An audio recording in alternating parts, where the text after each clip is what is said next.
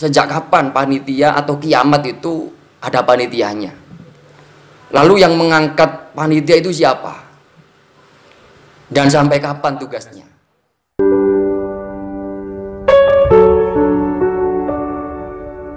Assalamualaikum warahmatullahi wabarakatuh. Bismillah, alhamdulillah, wassalatu wassalamu ala rasulillah sayyidina wa maulana Muhammadin ibni abdillah wa ala alihi wa sahbihi wa man tabi'ahudah. Amma ba'du, teman-teman, sahabat sekalian, dimanapun kalian berada, hari ini mudah-mudahan dirahmati terus oleh Allah Subhanahu wa Ta'ala. Mudah-mudahan selalu diberikan hidayah oleh Allah sehingga mudah bagi kita mudah-mudahan untuk selalu menjalankan aktivitas yang baik, yang akan berguna dan bisa kita nikmati kelak manfaatnya di akhirat tentu saja. Sahabat yang dirahmati Allah Subhanahu wa Ta'ala, entah dari mana akhir-akhir ini, terutama beberapa hari terakhir ini, tiba-tiba muncul istilah panitia kiamat. Di beberapa medsos yang kami miliki juga banyak berseliweran tentang kiriman-kiriman mengenai istilah panitia kiamat. Entah dari mana dan siapa yang pertama kali memunculkan istilah ini, terus terang membuat kami agak ingin tertawa dan tapi heran gitu.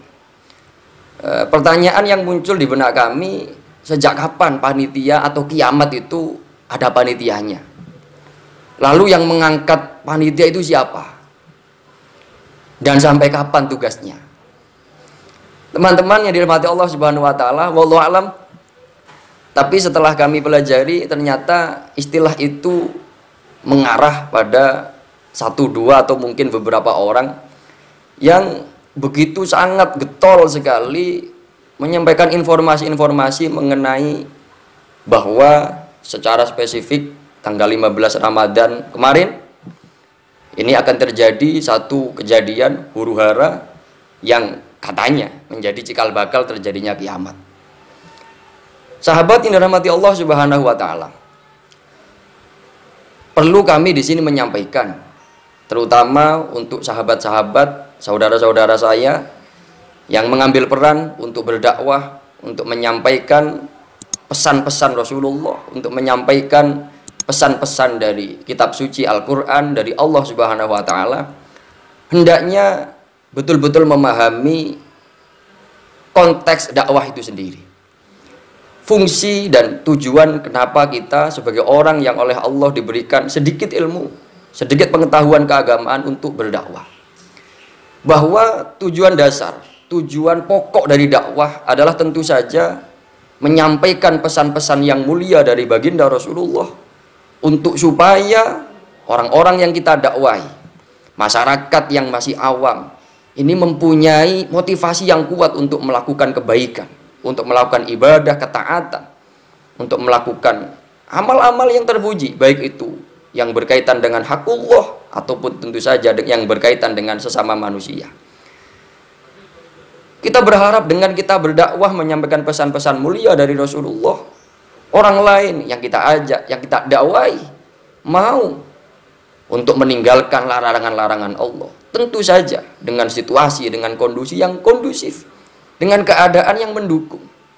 Bukan malah dengan dakwah kita justru menyebabkan banyak orang panik ketakutan yang secara psikologis kondisi kepanikan, kondisi ketakutan sangat tidak ideal untuk mereka mengumpulkan banyak amal ibadah dalam rangka mendekatkan diri kepada Allah Subhanahu wa Ta'ala. Perlu kita sampaikan bahwa di samping kita harus memahami betul konsep dasar, konsep pokok dari dakwah yang intinya mengajak sebanyak mungkin orang yang belum tahu. Kita kasih tahu supaya mereka mau melakukan kebaikan.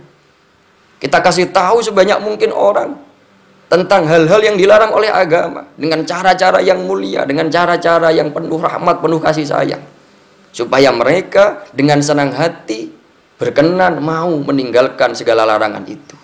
Ini konsep dasar yang harus dipahami oleh siapapun kita yang mengambil peran untuk menyampaikan pesan-pesan mulia Rasulullah Shallallahu Alaihi Wasallam. Jangan sebaliknya, jangan justru materi atau konten yang kita sampaikan justru membuat orang lari dari ajaran kita, dari ajaran agama kita, membuat orang takut untuk melaksanakan kebaikan-kebaikan yang itu menjadi salah satu tujuan utama manusia diberi kesempatan untuk hidup di dunia ini.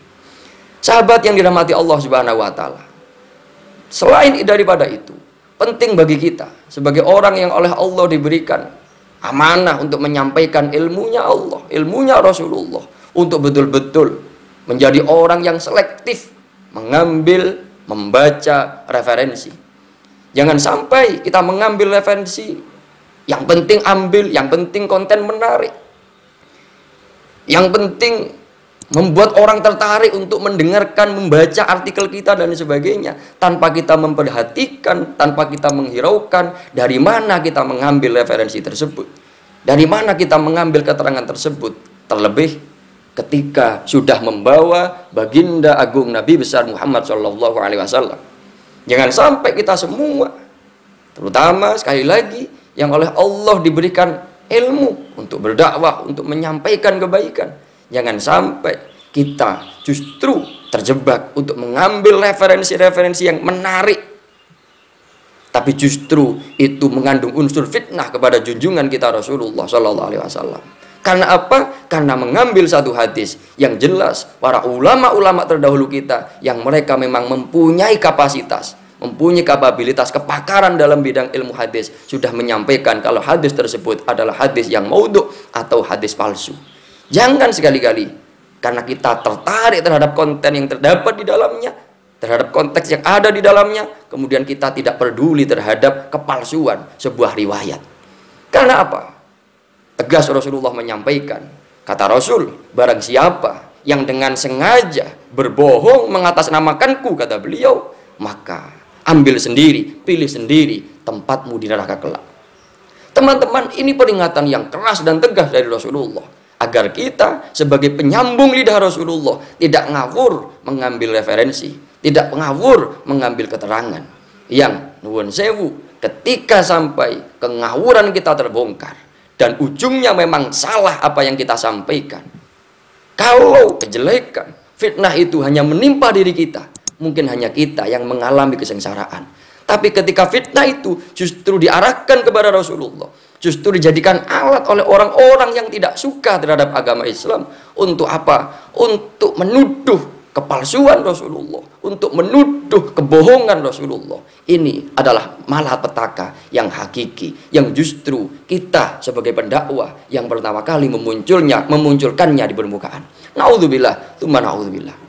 Teman-teman yang dirahmati Allah Subhanahu wa taala, mudah-mudahan kami minta doa, kita yang diberi ilmu, sedikit sekali ilmu yang diberikan Allah kepada kita ini, mudah-mudahan betul-betul bisa kita manfaatkan untuk memberikan petunjuk, untuk membantu sahabat-sahabat, teman-teman yang mungkin tidak begitu mempunyai tentang pengetahuan agama karena sibuk dengan sesuatu hal dan sebagainya.